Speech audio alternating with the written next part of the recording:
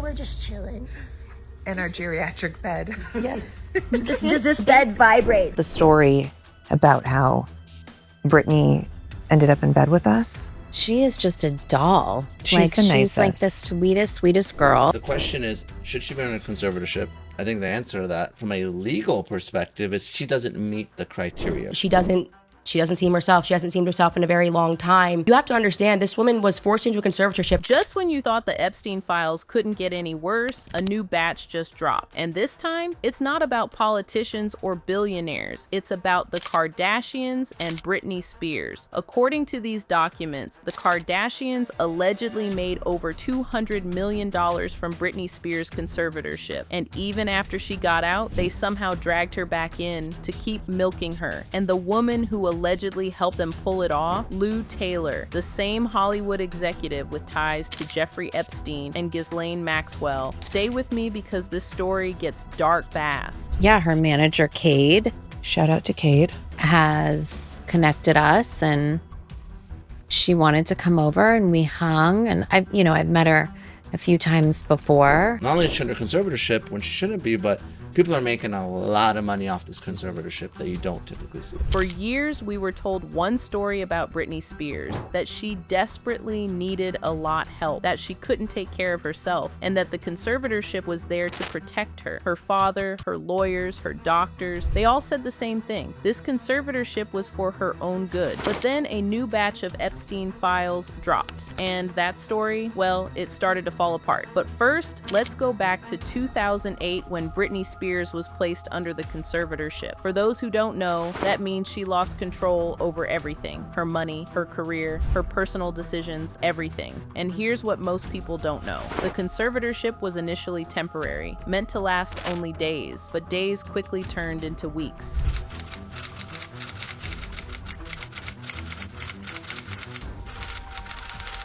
"72 hours is not going to be long enough to get a good observation of what's going on.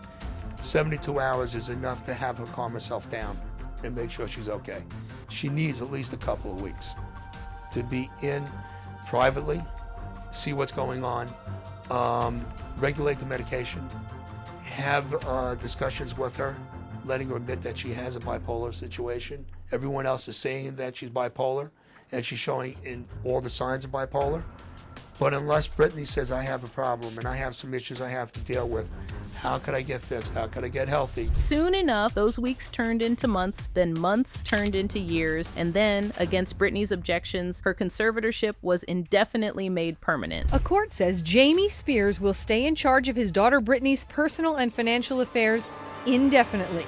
The star's father has been granted an extension of the conservatorship that was due to expire at the end of the year. 13 years, that's how long she was trapped. Then came June 2021. Britney Spears did something she had never done before. She spoke publicly. Britney Spears launches a scathing attack on her family today. They literally me.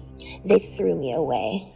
In a shocking 22-minute new recording she posted on YouTube, Britney also, for the first time, speaks out about what led up to her infamous psychiatric hold in 2008. She says right before she was hauled away, her mom, Lynn Spears, gave her this cryptic warning. She said, we've heard people are coming here today to talk to you.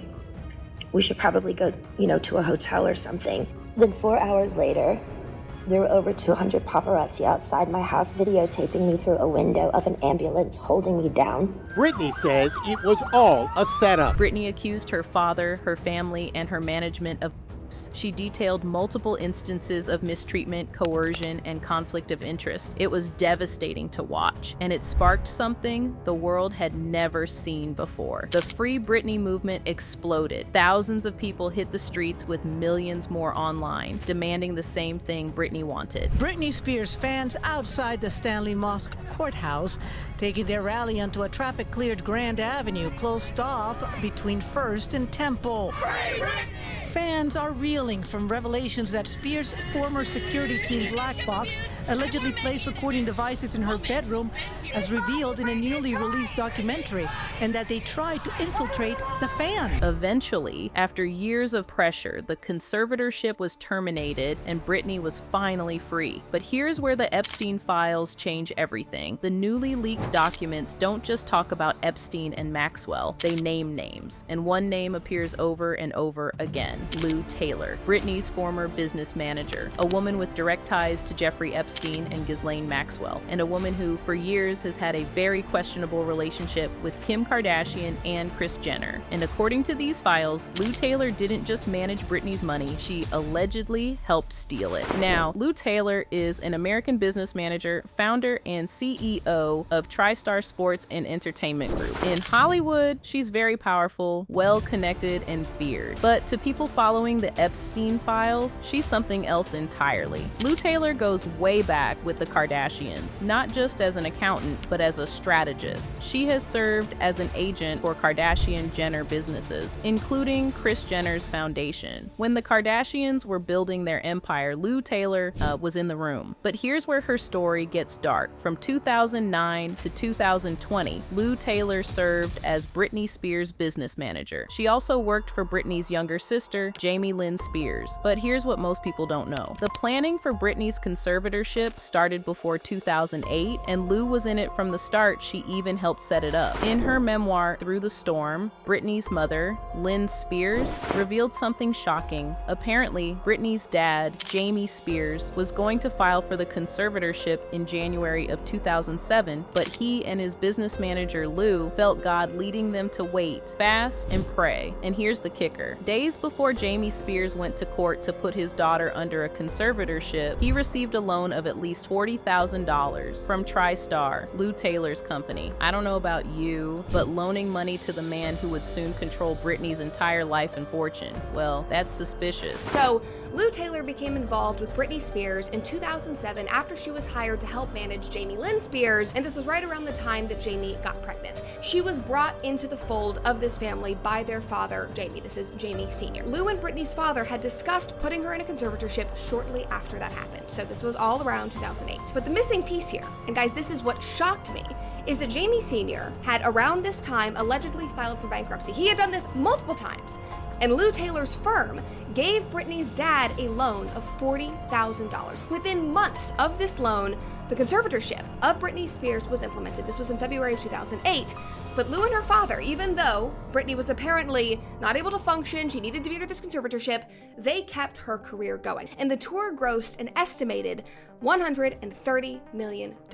Money that was now under the control of Lou Taylor and Jamie Spears, the father. Now, to be fair, Taylor and TriStar have denied involvement in creating the conservatorship. A 2022 filing stated, TriStar, Lou Taylor, and Robin Greenhill have all denied that TriStar was involved in the creation of the conservatorship. But here's where the denials start to crack. In May 2019, Judge Brenda J. Penny ordered an expert evaluation of the conservatorship. That's not something judges do for fun. That's something they do when things look wrong. By 2019, the hashtag Free Britney movement was growing, and they had a target, Lou Taylor. All of their signs were investigate Lou Taylor, and I was like, who's that?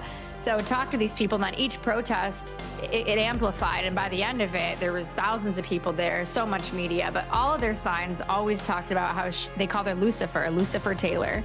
She has been known as like the one that put her in the conservatorship. She tried putting Lindsay Lohan in a conservatorship, and she was Diddy's business manager, who was recently, her agency, TriStar Entertainment, also started working with Kim Kardashian after the Kanye divorce and managed the trust. And then she was named recently, her TriStar Entertainment was named in the Little Rod lawsuit because her partner, Robin Greenhill, was allegedly wiring the money to the sex workers and prostitutes. Britney's supporters accused Taylor of exploiting Britney's finances. Taylor denied this allegation and called it defamation. She claimed it was orchestrated by Britney's former manager, Sam Lutfi. Lutfi fought back. He leaked alleged emails from 2007, emails that implicated Taylor as a stalker. That lawsuit was ultimately dismissed, but the emails stayed in the public eye. And then comments from one of Taylor's other clients resurfaced, Mary J. Blige. In 2017, Blige revealed she owed $6.5 million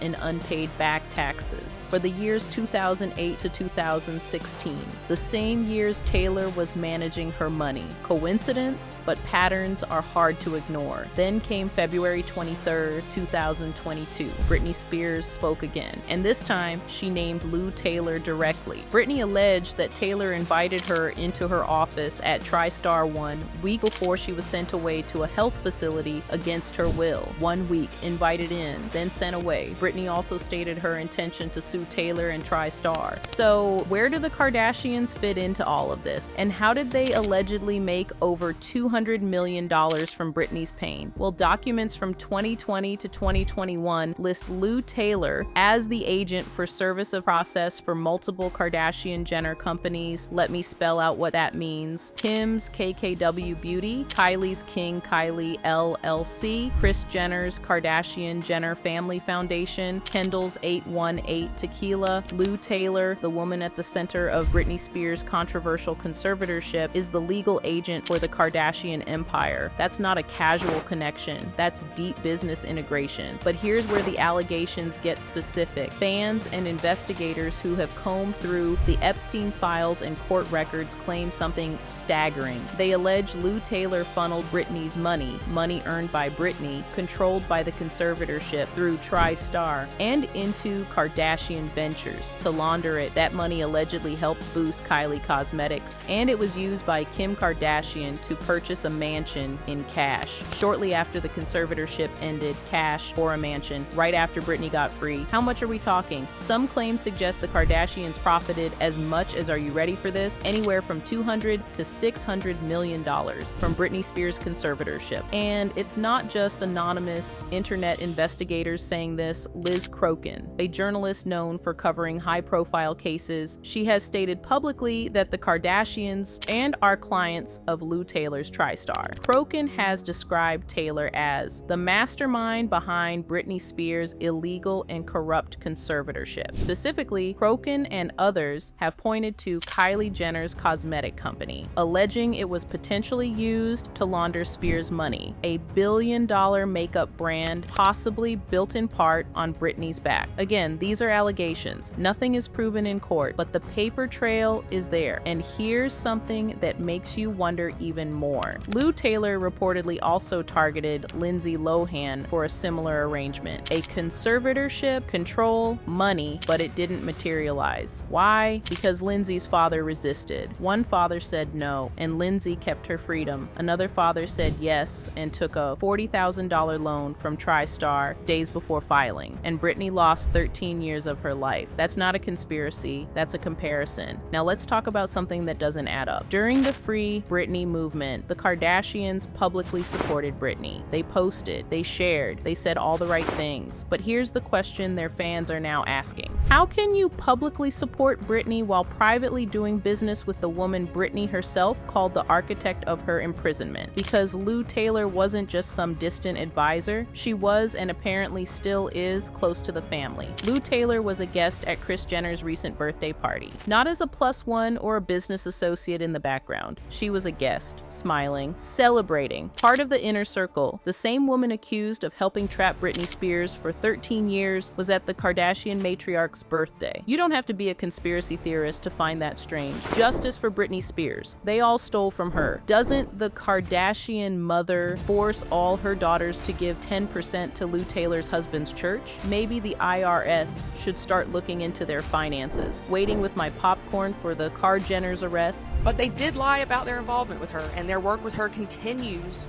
to profit Lou Taylor despite what she did to Britney Spears. And for me, that's still incredibly problematic. So here's where we land. The Epstein files have unveiled a complex web. Lou Taylor, the Kardashians, Britney's conservatorship, millions of dollars, mansions bought in cash, Kylie Cosmetics. At the center of it all, Britney Spears. She lost 13 years of her life. So tell us in the comments, do you believe the Kardashians were involved? And does this connect them to the Epstein scandal? Comment below. Subscribe for more and keep asking questions.